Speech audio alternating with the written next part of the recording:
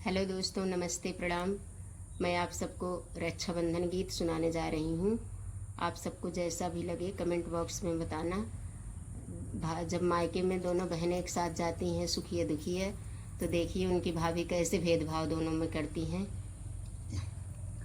सुखिया दुखिया दुई रे बहिनिया, दुई नौ चली अपने नाई हरवाना।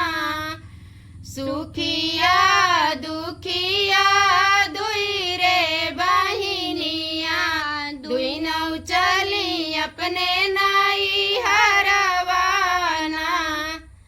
लैली सुखिया सोने की रखिया, लैली सुखिया जी सोने की रखिया। दुखिया ली रेशम की डोरिया ना, दुखिया ली रेशम डोरिया ना।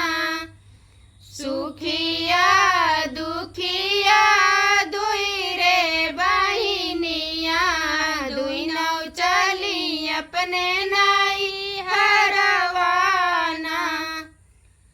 जाई के बधबई अपने भैया के कलैया, जाई के बधबई अपने भैया के कलैया।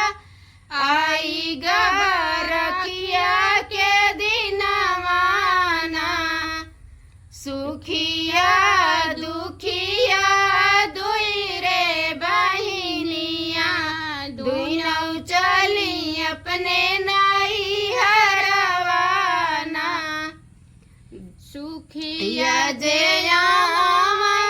मोटर और गाड़िया, सुखिया जे मोटर और गाड़िया। दुखिया बैल गाड़िया ना, बैठा भौजी सात रंग पलंगिया। दुखिया के टूटई पीढ़ैया ना, सुखिया बैठा भौजी सात रंग पलंगिया।